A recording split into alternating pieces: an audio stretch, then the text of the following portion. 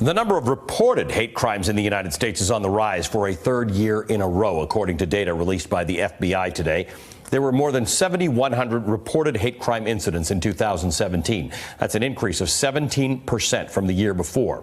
Almost 60% of those offenses, that's more than half, were motivated by hatred over race, ethnicity, or ancestry. 22% were motivated by hatred over religion, and nearly 16% were attacks on people because of their sexual orientation. For more on this, I'm joined by Janine Bell. She's a professor at the Maurer School of Law at Indiana University who studies hate crimes. Janine, thank you for being with us. What do you think is behind the rise now for the third year in a row? And I think we are probably expecting that in 2018 those numbers will show yet another rise just based on our reporting. I think that the far right has targeted individuals in each of the sort of categories where we've seen rises, and that's the reason for the increases. What happens next? Like, what do you do about it? On one hand, is this an enforcement issue, or is it something else? Is it about our political tone? I think that political tone absolutely matters, but there's also the issue of enforcement. Law enforcement agencies need to investigate hate crimes.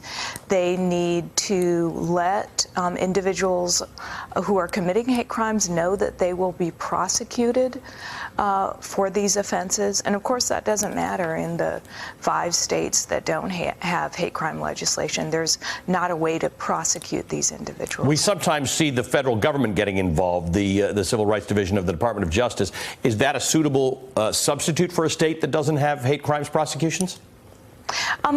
It can help, but the federal government is not on the ground in small towns and localities in places that don't have hate crime legislation. So the federal government can only do so much.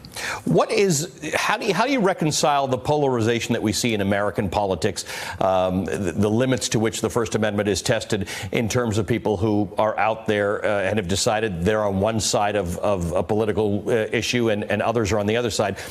How do you mesh that with these increasing hate crimes? Obviously, we've got to be able to deal with political polarization and not have it bleed into the idea that synagogues are being attacked and African Americans are being attacked for the color of their skins and Muslims are being attacked and gay people are being attacked. How do you reconcile those?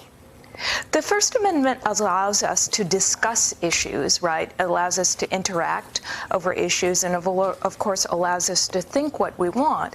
But it doesn't protect our right to attack someone because of their race, their religion, their sexual orientation. The Supreme Court has been quite clear about that fact. We have the freedom to engage, but that shouldn't motivate an attack against an individual who has a particular background. All right. Well, thank you for the conversation. We appreciate it. Janine Bell is a professor at the Maurer School of Law at Indiana University. Hey there, I'm Chris Hayes from MSNBC. Thanks for watching MSNBC on YouTube. If you want to keep up to date with the videos we're putting out, you can click subscribe just below me or click over on this list to see lots of other great videos.